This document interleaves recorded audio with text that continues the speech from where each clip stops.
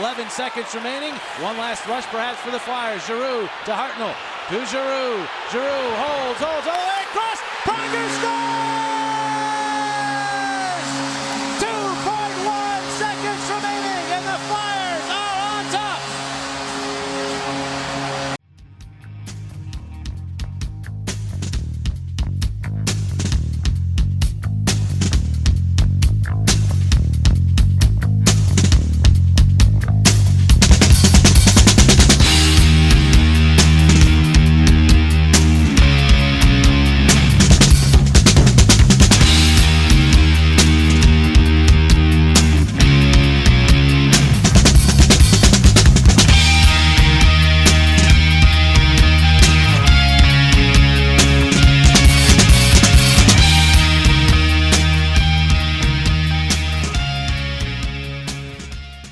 Hey everybody, it's Isaiah, and I'm here with Chef B, who's going to tell us about one of our sponsors here. Chef? Yeah, O&B Puckcast is now brought to you by Summit Public Adjusters.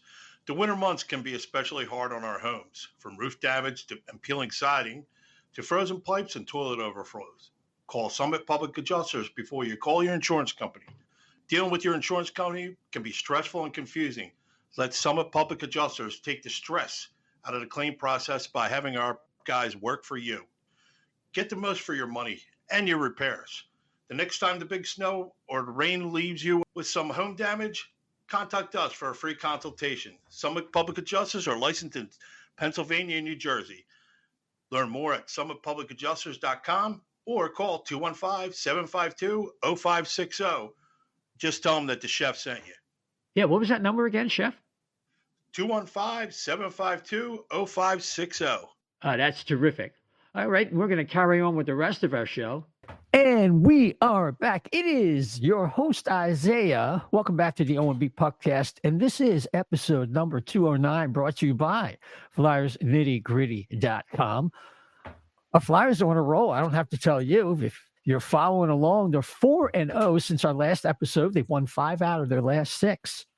They are 19-7-5 since the San Jose loss. That was such an embarrassment. We've all forgotten about it practically.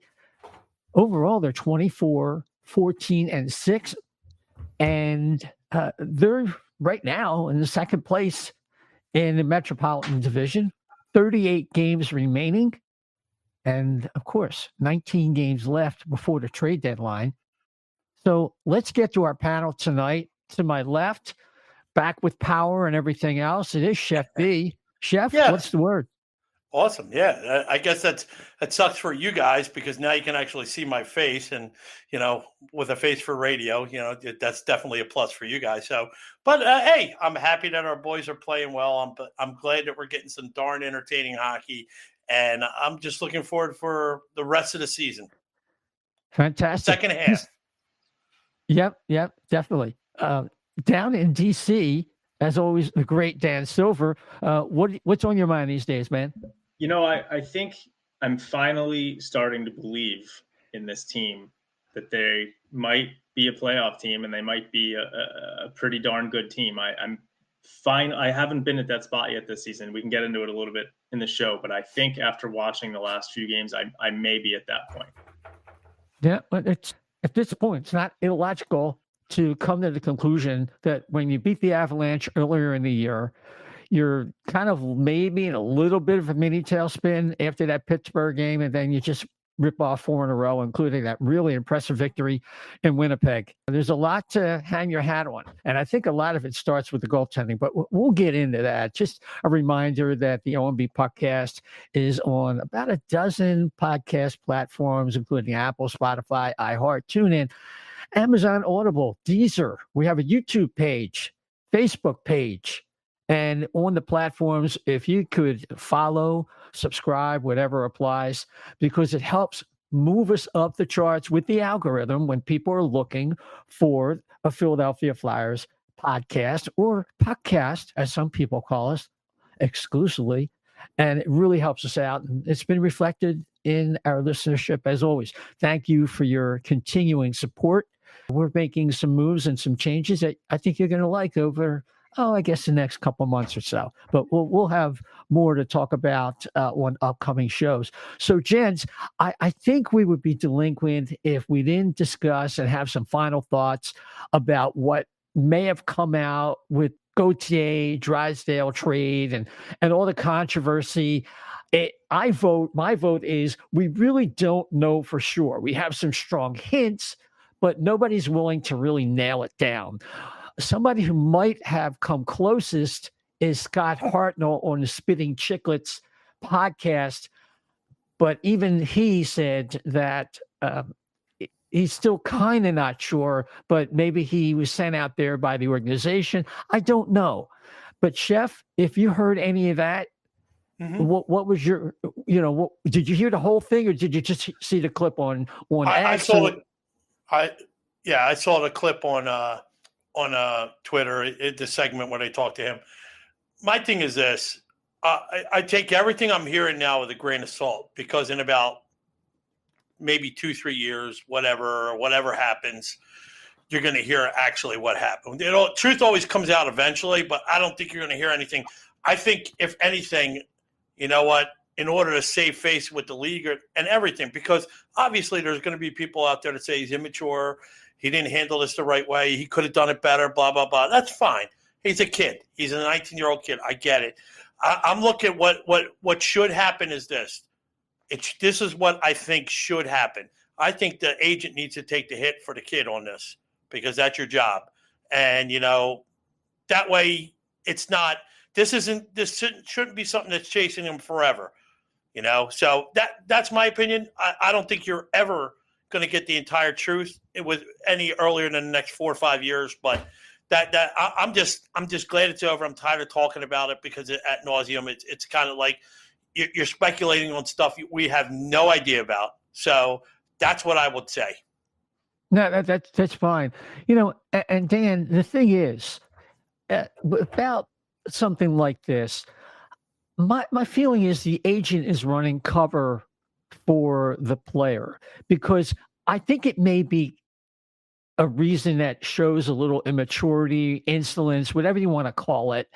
And I think that accounts for shutting out Sharp and LeClaire and not saying anything and leaving the Flyers in the dark the way he did. And then once he made up his mind, Hartnell even alluded to the fact that once he indicated he wanted to be traded, like on the last communique, he even had a list of teams. Again, I can't verify that. Hartnell did allude to that. What are your final thoughts on this thing?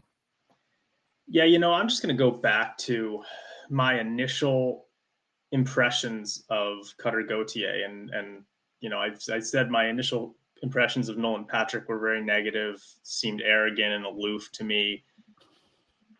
And that turned out to be accurate. And his NHL career ended early, somewhat due to injuries, but I think somewhat due to his attitude. So Cutter Gauthier, for me, he seemed extremely arrogant from the start and a little bit kind of a strange guy. And so when I hear Scott Hartnell say that, basically what happened was, Danny Briere took over as GM and he wasn't sort of ready to start committing to things right away. And then it was in that time frame that he had this discussion with Cutter Gauthier, where Gauthier was gung-ho with trying to turn pro right after the college season had ended. And Briere, was trying to be a little bit analytical and measured about the discussion with him, and maybe cold watered it a little bit and said, we need to look at some things, and you wouldn't be guaranteed a spot. It seems like that initial conversation perhaps went very poorly. And I could see how someone with Cutter Gauthier, with his attitude and bordering on arrogance about how good of a player he is, might have sort of soured a lot of things for him on the relationship. So that's kind of how I'm looking at it. That's what my current theory would be on what happened. And that's the kind of player that I don't really want in the organization, especially with the Flyers having done so much work to get the locker room right. And so, I that's kind of what I think happened and why I think we're probably better off without him here. Okay. I do want to mention one thing for the people who might be screaming at their speaker or at their earbuds right now. I also want to mention that Hartnell said that there were teams that were on a list that were called that were not interested when they were explained what was going on. I can't verify that. Again, this was implied by Hartnell. So take it with a grain of salt. He works for the home team, and he might have been doing some messaging, so he might have been on a little bit of a sortie. I don't know. But I'm just going to leave it there because, like Chef said, I think eventually the truth will come out. I do agree, however, that down the road that Gauthier will release a statement that he regrets not talking to Sharp and LeClaire. I think even in all of his arrogance and all that, I think that is something, if he ever has a little bit of a backtrack, I think he'll do so on that. Dan, you got one more comment? Yeah, the thing I was going to say was, and you brought it up to my mind when you talked about how some teams maybe weren't interested in Cutter when they found out why he didn't want to play for the Flyers, or found out that he didn't want to play for the Flyers. Was that I was reading an article today on The Athletic about Cutter and Jamie Drysdale, and they brought up the point that Jamie Drysdale had sort of a contract holdout a little bit with Pat Verbeek, and that might have been a reason that Verbeek was actually looking to move him. So that just came into mind that might be part of the reason why Drysdale was available, was him and Verbeek kind of didn't see eye to eye on a few things. So we're all extremely excited about Drysdale right now, and I see no reason not to be, but just something to kind of keep in the back of your mind. Yeah. And again, just a restatement that the Flyers' unanimity on this from a management perspective, and even throwing in Tortorella, I thought was impressive. It was panned a little bit around the league by Craig Button and even Shane Malloy on the Off the Post podcast, but I disagree with them. I think the Flyers have alienated their fans for up to a decade, and by doing what they did, you got to win over your people, your fans, your team first. And they did that. They put their team first. I thought that was a better look. Down the road, I really don't care, because if the Flyers win, none of this is going to really amount to anything from a league-wide perspective. Chef, one last thing. Absolutely. Yeah, last thing on this. I guess you saw Jeremy Roenick, what he said then, right? Yes. He's like, that you pissed off the wrong fan base. This is not, he even said himself, every time I go there, Flyers fans still treat me great. Because it's just unbelievable that he couldn't come to a deal here. So that just goes to show you, But JR. I was upset that JR wasn't part of the Philadelphia broadcast team. I love that guy. Oh yeah, I know. He's just great. I love JR. A dynamic personality, and when you want that, not that there's anything wrong with Bush or anything like that, but that's what Coatsy brought to the table when he was with you. So yeah, JR's the next level. I mean, Bush is doing a great job. Don't get me wrong, especially from the goaltender. The insides, kind of like what Jason Martinez does, but because he's got more national TV exposure, I think Bush was a solid choice, no doubt about it. But I was kind of hoping it would be JR. But we move along. And speaking of Drysdale, because we want to get to him, he makes his debut against Montreal, where Caden Primo stopping a lot of shots. The Flyers really outplayed the Canadians, and yet they were in a 3-2 game that went to a shootout. There's really interesting, a couple things. We saw on the power play how Drysdale, his ability to walk the blue line and then throw a pass to Frost, set up a goal there, if you recall that, and then tip it at the very end in total desperation, showing why he is the fastest acceleration in the NHL, making a desperation rush with seconds to go. But it was an impressive debut, and of course, the Flyers get the win in the shootout, and finally getting the best of Caden Primo, who is very impressive. But on the other side, the Flyers had their man, their shootout as well. Dan, why don't you talk about that one? Yeah,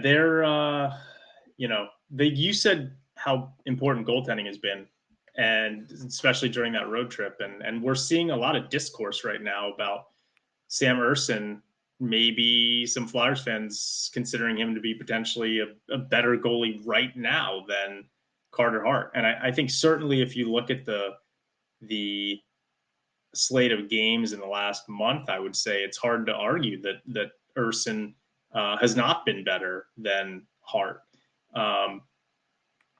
He's so poised in the net. He makes, there's all these goalies that'll make these glove saves that are easy glove saves, and then they'll do a flourish with their hand and make it look, incredibly exciting. Patrick Waugh always used to do that.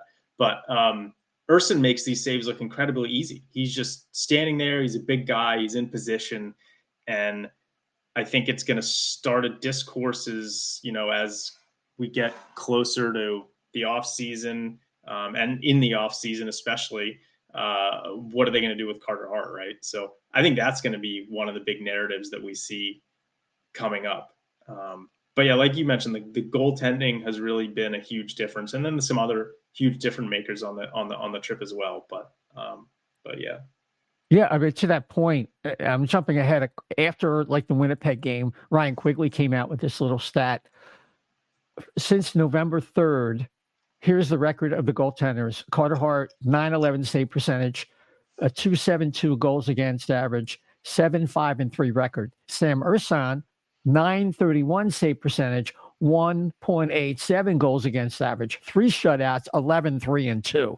So look, there's a little bit of separation there. And we all know that every other game, Carter is going to let in somewhat of an iffy goal. When we get into our little trade section a little later, I do have some thoughts about what I think the Flyers are likely to do, but I thought it was an appropriate time to talk about that particular number. So you brought up how good the Flyers goaltending has been. So Chef, the Minnesota game, this is where the gauntlet really begins, because the Flyers have a lot of guys that are banged up. I think Coots was out this game. Cates did not come back. Yeah. Drysdale was sick, running himself ragged to come to Philadelphia. And of course, I should mention that the Flyers did a nice job as an organization in that Montreal game, flying Drysdale's parents out, which I thought was a nice touch. I mean, talk about rolling out the welcome mat, as opposed to don't let the door hit you in the backside on the way out for William Cutter Gauthier, as he's often called on X, William. So the Flyers come back down 3-1 in a game surely they would have lost last year, in a really impressive overtime victory over the Minnesota Wild. Yeah, well, it just showed, and Dan had mentioned something at the beginning of the show before we started recording it. He's starting to believe about this team.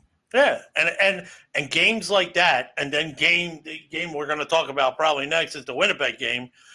Games like the last two that they're in, they make you believe that this team can do something, because you always hear about that old adages, next man up kind of thing, but this team is really showing it, aren't they? I mean, it's a soundbite a lot of times, or something along those lines.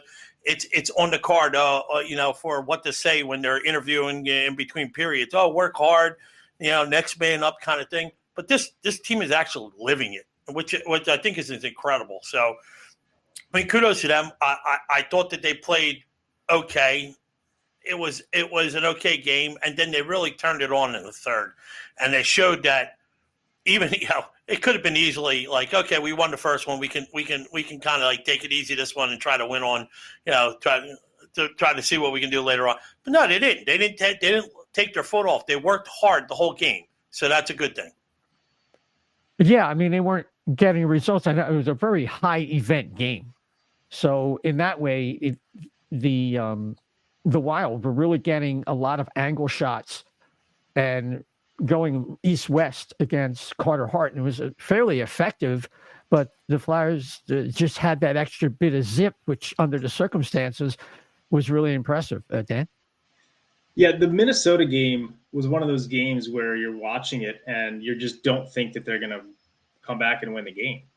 And they end up doing it. And again, Chef said, I was saying before the show that I'm starting to actually believe that this team may be a playoff team and might be as good as they're showing us to this point.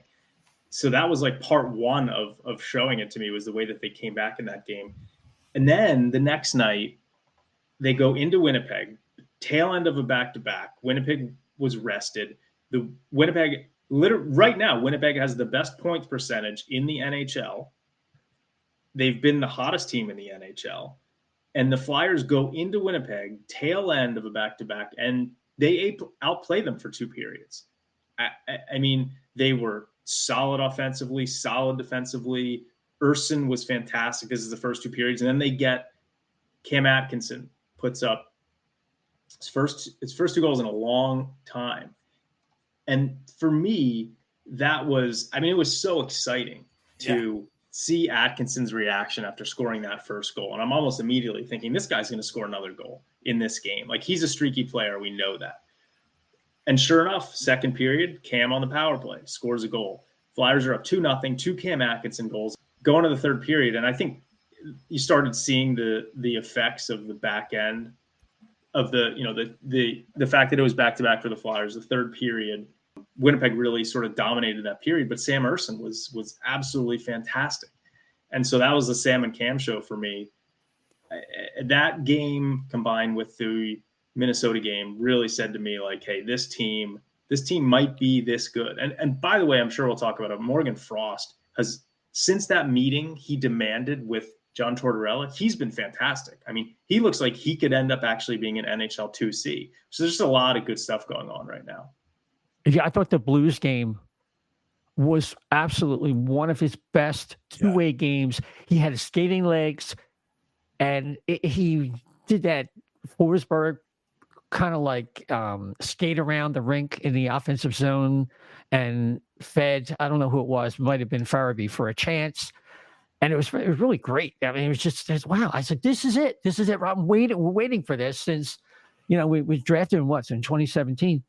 He was a consolation prize in that round. And it's obviously he's done more than Patrick, unfortunately, as we all know.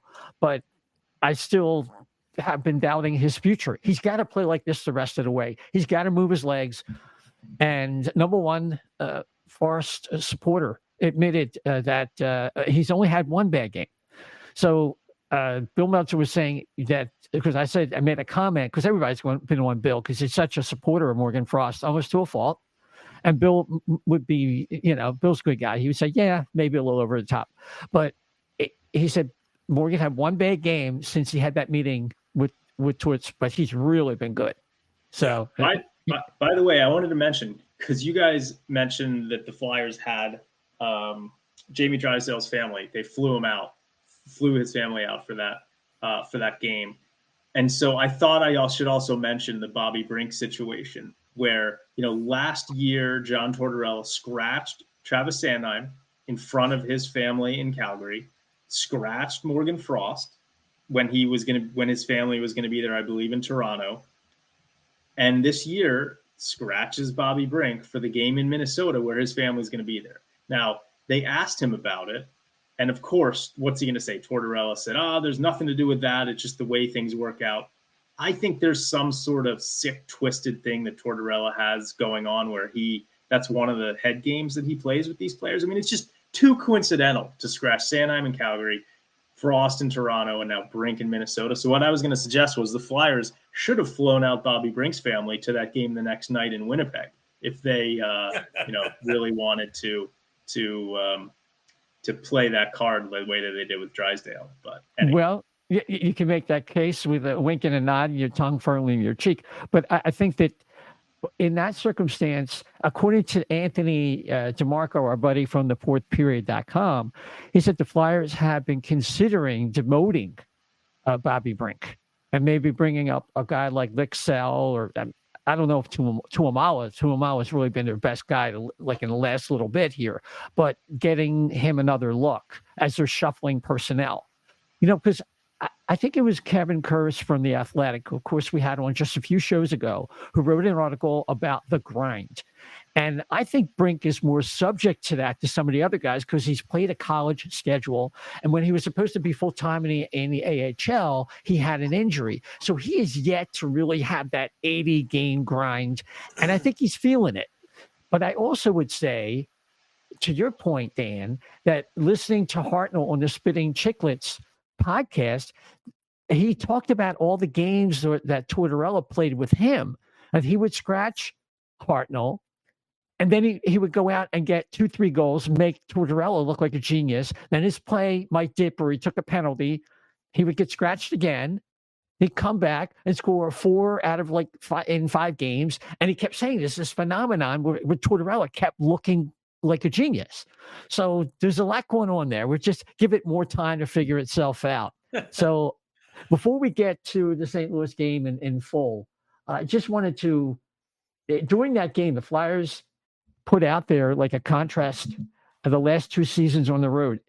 It was like from the same point last year, the Flyers were 13, 20, and 8 on the road. This year, they're 13, 6, and 4.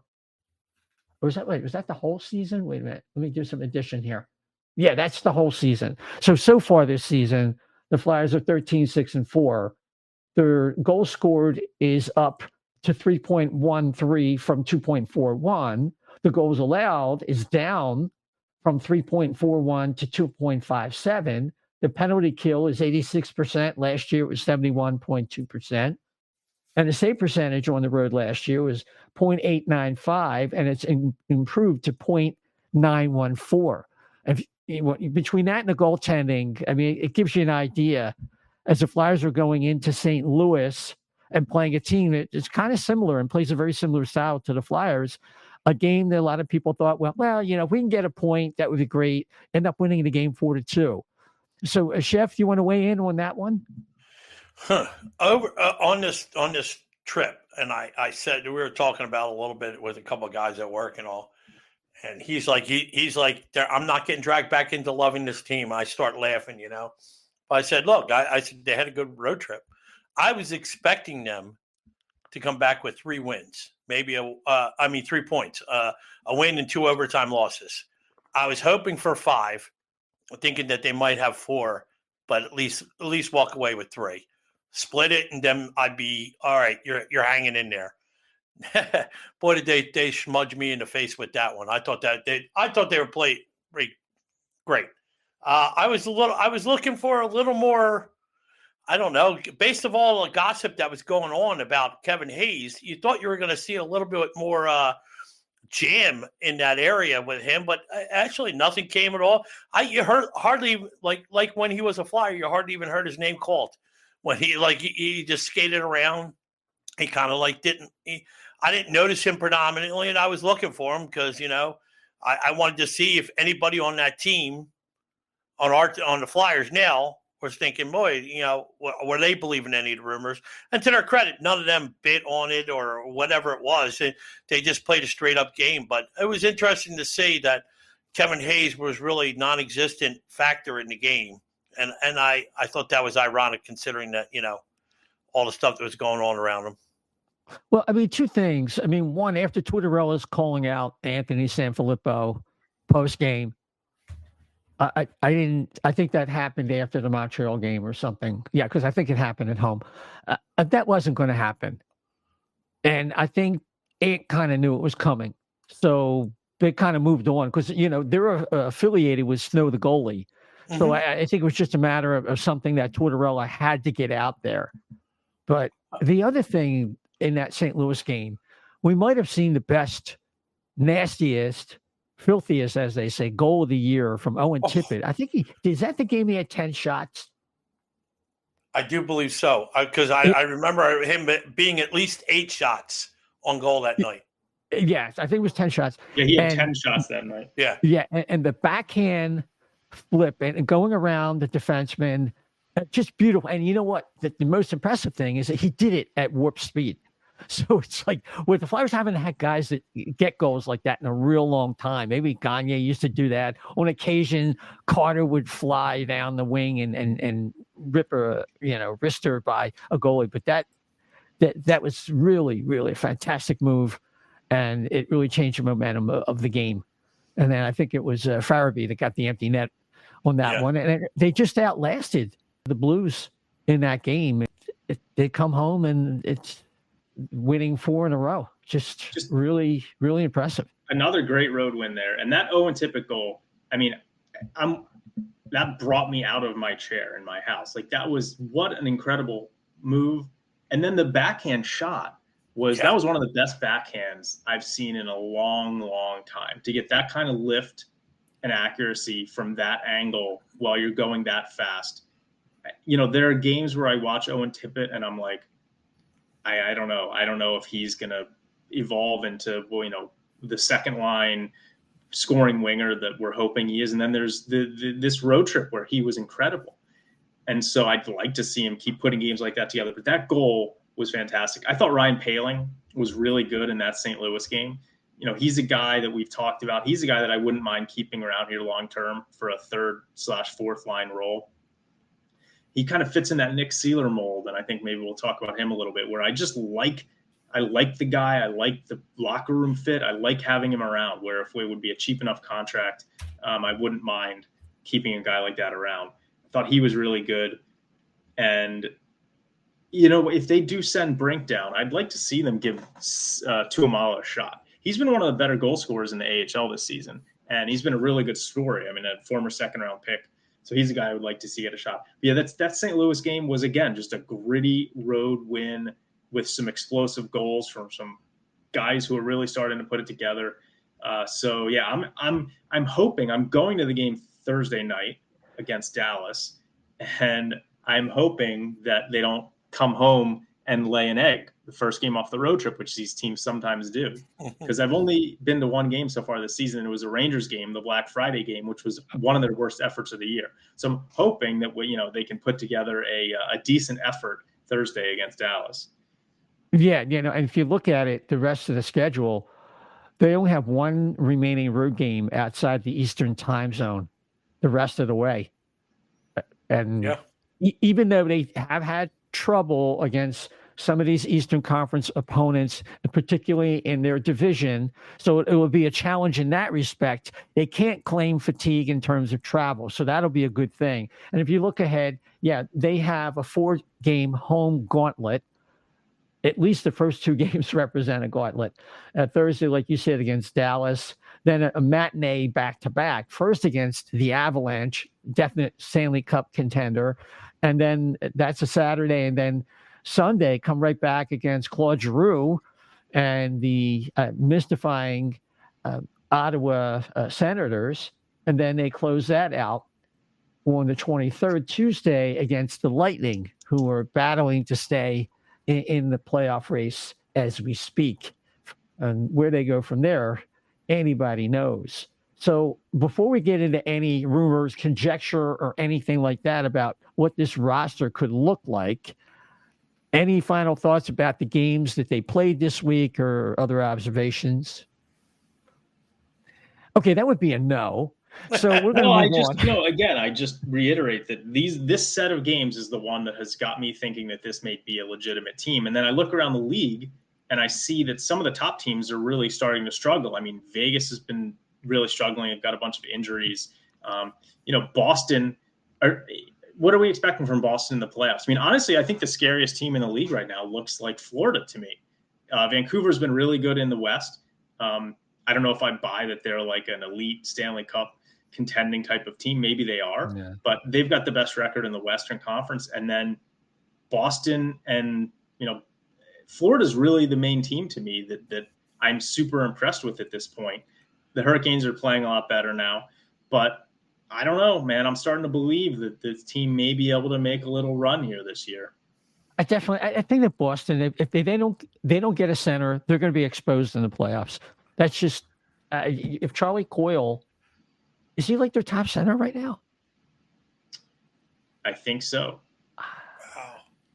I mean, he's overachieving, and that's great. We've seen those circumstances where that can work out in the regular season. In the playoffs, I'm not buying it. I just, JVR, a second line winger. You're not. Yeah, these are not players. I know it's a system team in a lot of ways. It has to be. Yeah, I mean, you just subtracted even a diminished Krejci and Bergeron are still better than what they have at center right now. And like I said, that gets exposed a lot of times in the playoffs. We'll see. Mm-hmm. Definitely. Yeah. So rumor comes out from Elliot Friedman on 32 Thoughts as we shift toward the conjecture portion of the show, which probably people might like better than reality. I see a lot of that on X. Nick Seeler is the kind of player the Flyers like in terms of his credo, his work ethic, and like a prototypical John Tortorella, new era Flyer. And apparently they're looking to re-sign him.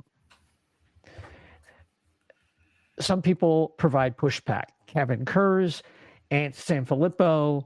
Ant talks about how Steelers situation is more like Scott Lawton. Yes. They're going to wait on it.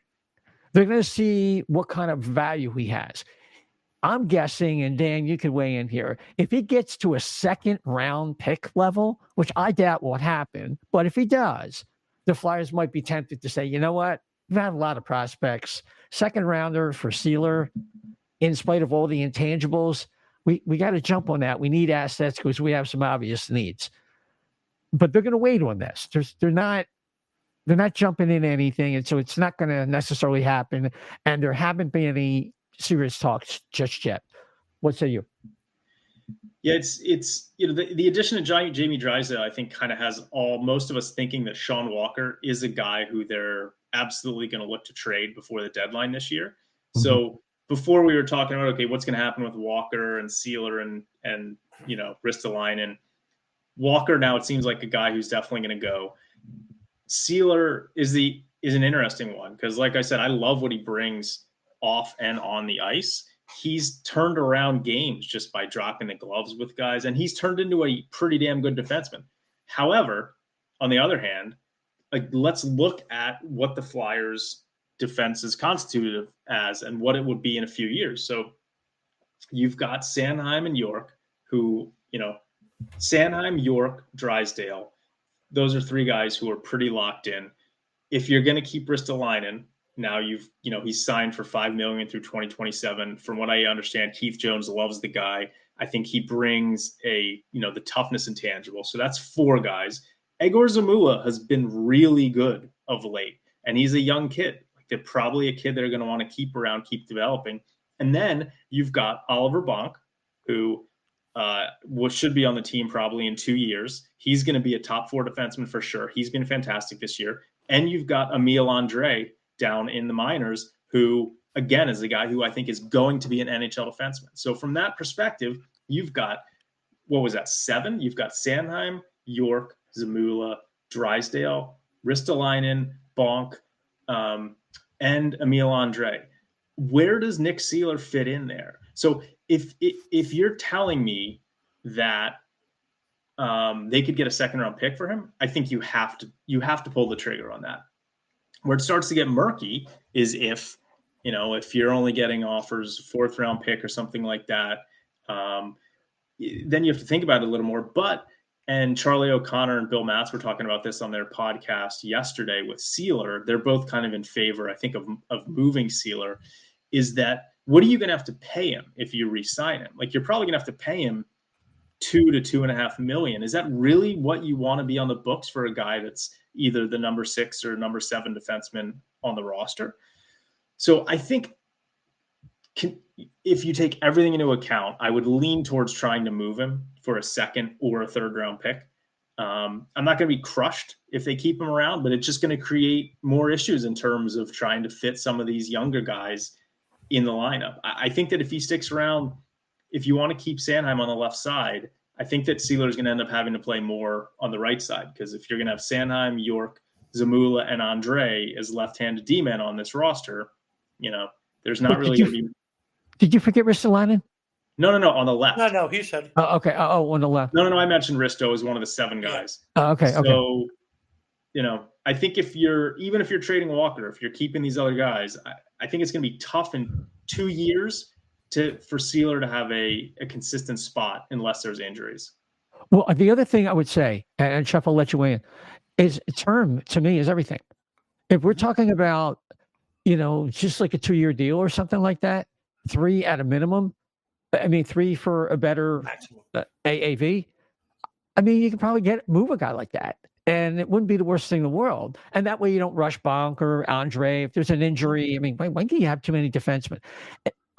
I think he's shown such, I don't know, such a spark, and he's improved his game. And, shout out to Brad Shaw in that regard, but there's a little bit more there. There's there's that spirit that he has, his character, and it's part of the culture. So it's close. I don't mind keeping him, but if they start getting into like 3-4 years or too much money, now you got to move on. But don't forget Ronnie Adder. You may not like him, but he's having a very good offensive season, and he's really, he's probably even better on the power play than Zmula.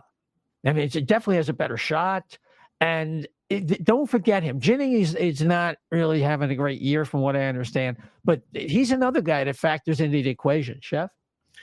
Okay.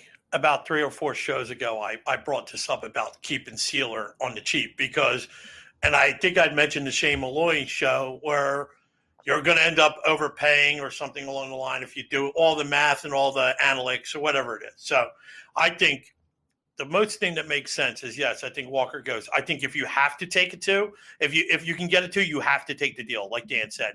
3, I'm kind of still on the fence. I got to know where I'm picking at 3, but I'm saying it has to be at least a 2, in my opinion. You're talking Seeler now, right? Yes. So Seeler, I'm talking Seeler. So Seeler, I think you could get for 1.75 for a 3-year deal.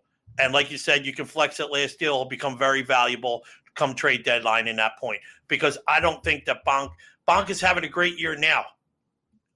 Down in London, I don't think he's here in 2 years. I think it might be 3.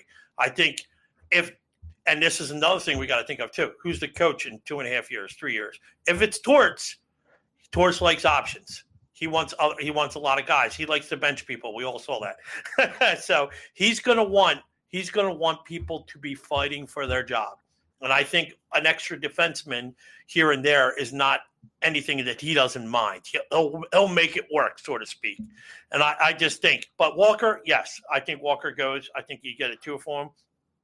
And other than, I mean, like, I don't see, I guess we're going to stick to defenseman for now. So I'll just say that. I think that you need to get a second. And I'll reiterate that for Walker. Or Seeler. And I don't think you're negotiating from a high point. I don't think you have to dumb it down to do that. Yeah, and I'm not worried about. I don't think the Flyers want to get rid of both of them. I think they feel like that would be kind of ripping the heart out of the room a little bit. But if one of them goes, particularly Walker, I think they could absorb that. That would be better for the organization because, look, they don't want to go 11-7. I don't think anybody on the roster likes that. So no, they don't. They've all said. Cam York said he didn't like it. Right. I mean, he's one of many. In fact, Cam York is saying something. He's a little born to be mild in front of the mic, anyway. So yeah, I mean, I think that's a good way to put it.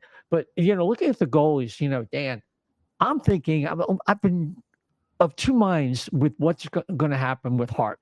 Like, if they find out anything about Hockey Canada, that changes everything. Either he's in the clear. If he's not in the clear, well, he doesn't have any leverage at all, and he'll have to take, like Shane Pinto, he'll have to take whatever punishment he has, and he'll have to take pretty much any contract that comes his way, depending on what level of involvement. Was he just somebody who didn't want to be, in his mind, a rat, knowing things and not saying something, or was he directly involved, which could be a career record? I don't know. I would think so. But failing that, maybe the best strategy right now is to hold your cards, sign him on a short-term RFA deal that gives you flexibility to move him without getting crazy on the cost. Was it short-term? And then that lets them evaluate Urson a little longer to see if he could maybe take over, and it gives Kolosov a chance to come over, get acclimated to North America. And the only thing that would blow all that up would be the opportunity to get a young center of consequence, like a Zegras or somebody like that. Then it's like, well, you know what? How many chances are we going to be able to get a center who's developed enough to fit our timeline? So I know I've juggled a lot of crap, and I'm throwing it in your lap now.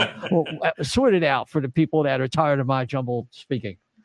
So the way the Flyers are playing right now, I don't think that they're really actively going to be looking to trade Carter Hart. they had a deal on the table for him over the summer, from what I understand, where they were going to move him. But then basically what happened was the Hockey Canada stuff got around the league, that people started saying this guy is probably going to be suspended for a lot of this season. And so no one was going to trade for him at this point. So at that point, they had to take the trade off the table, kind of hope that the NHL wouldn't suspend him. And so far, it's been the best case scenario. But there's so much uncertainty surrounding it because, as you've mentioned, the NHL hasn't come out and cleared these guys. So I can't imagine that. I don't know. The Flyers are going to have to get some kind of clarity from the league on what's the timeline here. We've got a goalie who's one of the better young goalies in the league, who's an RFA in the offseason. The Flyers aren't going to want to sign him to a long-term deal. They don't know that he's not going to be facing some kind of suspension or, punishment from the NHL. So I think you're right that they've got to wait. I don't think that they'd be looking to trade him right now, because if, let's say, the Flyers were, out of the playoffs by a decent amount this year, then I think you might be looking to try and move him. But you can't right now because there's no one else in the organization to back up Sam Ersson. You'd have to make another move to get another goalie, right? Well, and that you would mentioned be in the off season. When I say move, it would be off season anyway. So you could probably get another backup in the offseason. But Kolosov, you mentioned him. He's one of the better young goalies in the Russian system in the KHL. He's been kind of up and down this year, but the team he plays for is not very good. But he's been pretty good. And the Flyers signed him already to an ELC. So I'm guessing he'll be coming over this summer and he'll be playing for the Phantoms next year. So he's still likely not going to be NHL ready. So I don't think the Flyers are necessarily going to be looking to move him. But I think that you're right, that if they could upgrade at the center position by moving him, try, get a really good young center, and we can maybe talk about who some of the options are out there that you're kind of looking at. It's possible that they could look at moving him. They're just in a bad spot because there's no clarity right now on what's going on with the World Juniors situation, and he's an RFA. So I think the likeliest scenario right now is that they sign him to a short-term deal, maybe a 1 or 2 year deal at the, in the off season. But I still think there's a lot of uncertainty on their side. We see a lot of rumors that or at least some rumors, that guy on Twitter who was talking about Cutter Gauthier not wanting to play here for the last few months turned out to be right. He's been saying things about Carter Hart not liking John Tortorella. Let me just say this. I get a better vibe from Sam Ersson than I do from Carter Hart. You remember in the offseason there was the thing where Carter Hart took mentions of the Flyers off of his Instagram. It was kind of like a weird thing that happened.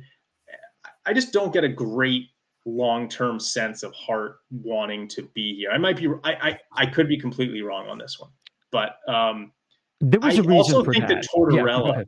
I also think that Tortorella prefers Ersson. You can just kind of sense the way that he talks about him. He's just such a huge fan. They're going to need two goalies, but with some of the stuff that they might want to do when Michkov is going to be coming over, I don't think they're going to want to be tying up big money in two goalies. And if Ersson keeps playing this way, he's going to be making a decent chunk of change also. So yeah, I think that they'd probably hope that Kolosov will develop, and then maybe you can try and move Hart. Yeah, I mean, Hart's arbitration eligible, so I think that's a little bit of a complicating factor. They can make a qualifying offer, and I don't know how much, with everything hanging over him, what an arbitrator could say. So we're in kind of uncharted waters in that regard. But yeah, it'll be very interesting. But anything that happens, I'm referring to after the season's over. I think they're going status quo unless they pull an absolute shocker. But I don't see it because you need two goalies today. I mean, I feel better right now about Samuel Ersson.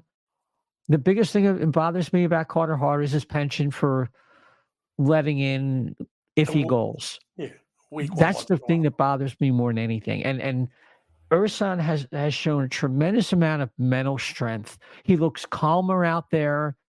He just looks like he's got it more together in a shorter period of time. But he hasn't had the pressure, and nor has he played under the pressure that Carter Hart has. Chef, what do you got for this? And then we'll move on to the some center possibilities for the Flyers. I think that unless you absolutely are going to get like a number 2 center back, I don't think you move Hart until you absolutely have to. And that to me, that's an off-season thing. That's right at a draft or free agency. Even then, I think they sign him for a 2-year deal, even because I don't think and this is all I'll say about the whole Hockey Canada thing. I'll say this. You can't suspend people unless there's a morality clause in there for something they didn't do before they went to trial, because then it makes there's going to be people out there that are going to make it up their mind. Well, if they suspended him, then he's guilty, and that could influence a verdict or something. So I don't even know if that's even right, but I wouldn't even, if you're somebody talking about taking away somebody's career or life, you got to be right about it. So I don't see this clearing up for at least another year. So I don't think as of right now that it's a factor. Well, it does affect how long the Flyers can commit. Yeah, that's what I mean by 2 years. And I think you right, sign but I don't for 2 think, years and that's it. I don't think you would sign for 2 years. I think it'd be a minimum of a 3-year deal, but this may be a special circumstance. Just people that know a little bit more about situations could probably come up with comparable situations where things like this occurred. They're somewhat comparable, where a certain kind of length of deal, I don't think it'd be longer than 3 years. I'll say that. I think that no, 3 years at a certain number, maybe in a range of 5.5 or something like that. And that gives, it's not too much with the cap going up. I think that could possibly work. Personally, I think over time, Ersan's probably going to end up being the better goalie for the Flyers, but he's got to prove it. I mean, I've seen a lot of guys cave. We've seen enough in my 50 years, you're 40 and 30 years respectively. So yeah, absolutely. So it all is really quickly, 10 seconds. It is important to note that it is hard to imagine what Carter Hart's been dealing with the last number of years with the World Junior stuff hanging over his head. So that sort of speaks also to his ability to play under pressure, I would say. Dealing with that stuff. So that's just kind of a feather in his cap. Yeah, but only he knows what ultimately, his level of involvement was. It's true. So if he can compartmentalize that, if he had some kind of role in there, then that speaks to his mental strength, and I owe him a beer on that one. But before we go, just 2 things. We all talk about now with the Drysdale situation, even though Gauthier was considered a left winger and referred to that 3 times by Briere in that press conference, we all know the Flyers were going to try Gauthier at center, at least as an experiment. And now that's out the window. Okay, fine. So the Flyers are strong on defense. They may have 2 guys that are like number 1 Bs. That's okay. You can get by with that. If you have a lot of quality, that's fine. But the center position is bereft. We see Couturier is already wearing out. I'm kind of on board with I wouldn't mind taking a 3rd-round draft pick or a prospect and trying to get a Band-Aid to try and reduce Couturier's minutes a little bit. Someone push back on that. But understand, the first 6 years of his career, if you use Hockey Reference as your source, Sean Couturier had defensive zone starts that were 60% or greater the first 6 years of his career. And in that interim, and since then, he's been roughly 1.5 minutes at least of penalty kill time per game on average. It's in that range. These are the hardest minutes and the hardest play, the hardest place on the ice to start to play. No wonder. And he's not like a rugged build like a Nathan McKinnon. And he's already shown wear and tear before the 2 back surgeries. So, he's at around almost 20 minutes a night. He's been out with something bothering him for a while. So I think it's an imperative. But there's a Band-Aid center they could get, like I just talked about. And then there's younger guys going forward that might match their timeline. I looked at a couple names here. Trevor Zegras is a guy who may not fit any longer in Anaheim. I'm not sure. He wasn't drafted by Pat Verbeek. That everybody knows he's talented. Some people question whether A, he's a center, B, he's a kind of Ducks kind of player, with a lot of his fancy doodle stuff. But this is a guy who has a potential to be a point a game player, and he's like a better version of Morgan Frost. So there is certainly a candidate. We've already seen the Flyers and Ducks do business, so it's not.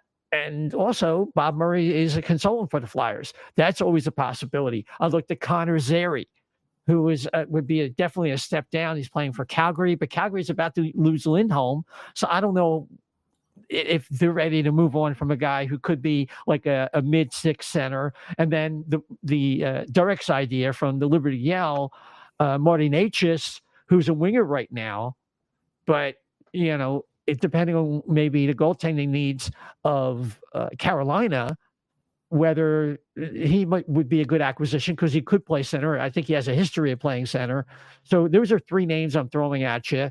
And Dan, I'd like to go to you first because you have the more of the prospect background than either one of us.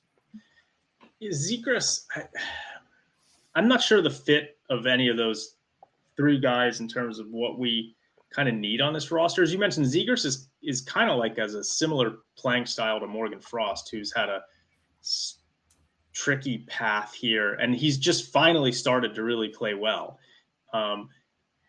So I kind of want to see what Morgan Frost can do running with what he's starting to do right now. And Zegras is just we do have a team that now got some smaller guys on this roster. I'm not sure if they want to add another guy in that same mold. Now, we do need skill, obviously. It's something that we're missing. But again, is Torts going to roll out a lineup with Zegras and Morgan Frost as centers? I don't know. And I don't know if that's something we would want to do. And we'd also probably have to give up a decent amount for him. It was interesting before the season. They were talking about Shane Pinto a little bit with Ottawa. And then that would be a gamble. There were some more. Yeah, they were going to take a gamble on Shane Pinto. But there are some rumors, Frost for Pinto, perhaps. He's a guy I wouldn't mind seeing, and he's now ready to come off his suspension. I doubt they're going to want to move him. But if you're looking at young centers who might be available around the league, he's a guy that, that I wouldn't hate seeing them kind of taking a chance on. There's guys like, and I don't know him playing center or not, but Nashville, I know that a guy like Philip Tomasino has kind of fizzled out a little bit there, but he is a kid who was really highly thought of early on in his career. Just someone that, might be worth kicking the tires on. My dream is, this is not for this season, but I saw it for when Michkov comes over that same summer. Connor McDavid is an unrestricted free agent, and Kaprizov. So my dream is that the Flyers have a lot of money coming off the books, that Edmonton kind of fizzles out again the next few years, and the Flyers can add Connor McDavid to go with Michkov when he's ready to come over.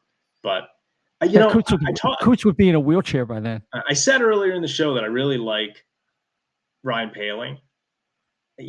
If Morgan Frost can keep playing like this, I think you can get good minutes out of him, Poehling.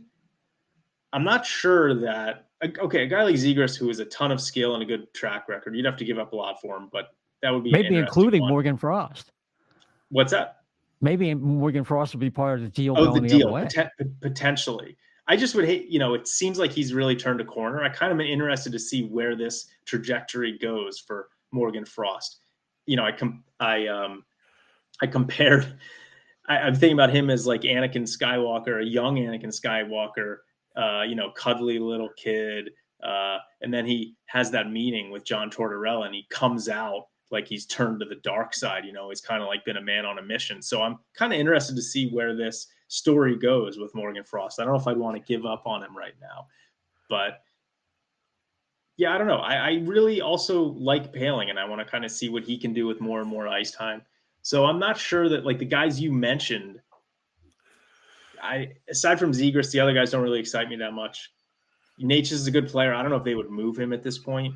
And again, you'd be moving him to center. Noah Cates is coming back, right? Let's maybe, see what he can do. So I don't know. I'm sorry, I tell you one thing.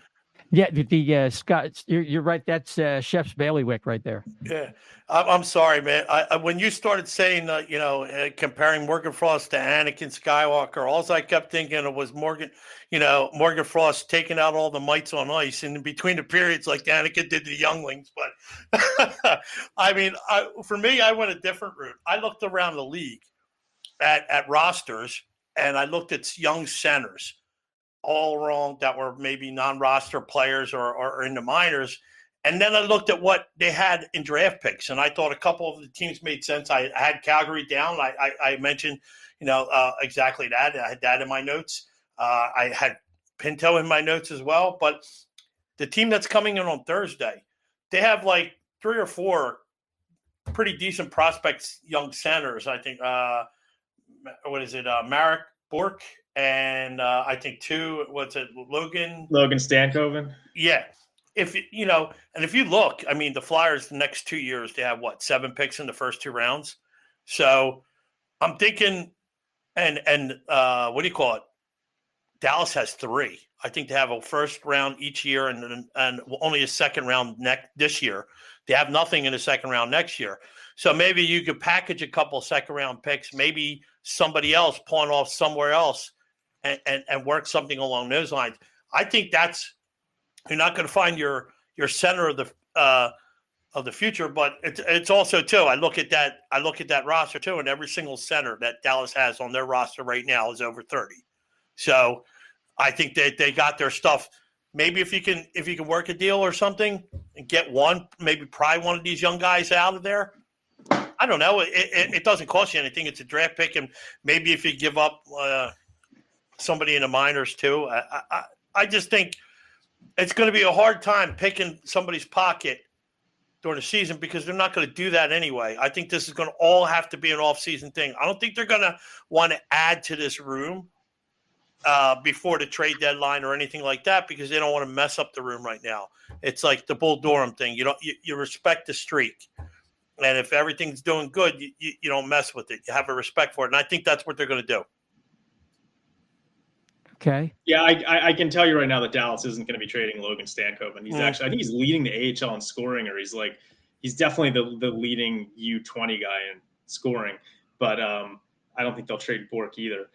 But yeah, it's interesting. Did you want to try and trade for a guy who might be an NHLer in 1 to 2 seasons, like those guys? Exactly. I mean, Stankoven probably could be in the NHL right now.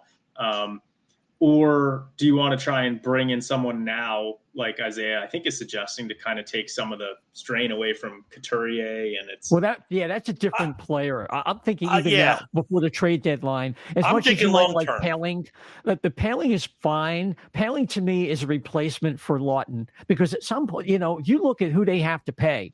They're going to have to let go of some contracts right now. And Lawton's not really a good center. He's more of a left winger. I know he's a glue guy, so to speak, and he's the guy wearing the A. But they're going to have to make some tough choices. And to me, Lawton, with his age and his contract, and the fact that if he can have a good rest of the season, he's going to be viable as a chip to move. And that might be a pathway for them to get somebody else who's a little younger, who maybe can take some of those hard minutes. I don't know. Definitely see them doing something in regard to that, particularly if Couturier is banged up and Cates looks more like a winger. But I guess we need a little bit more of a sample size for all these situations to come to some better conclusions. I wonder if they'd ever give Tanner Lazinski another shot. He's been really good in the AHL this year. Yeah, I was thinking that too. And he's a kid who we were fairly excited about, while he was in college at Ohio State.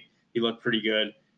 I wonder if he's a guy, Tortorella has clearly not been impressed with him when he's been in the NHL, but he was also coming off some injuries and whatnot. So he's a guy that in the organization, I'd be interested to see if they might give him another shot at some point. Particularly if they're going to start scratching Nick Delorier, which they've started doing, because no matter what his efforts are, he's always at the bottom of the hockey stat card sheet or natural stat trick. I mean, he's just getting cratered out there. I think it's almost like halfway through the season, he hit a wall.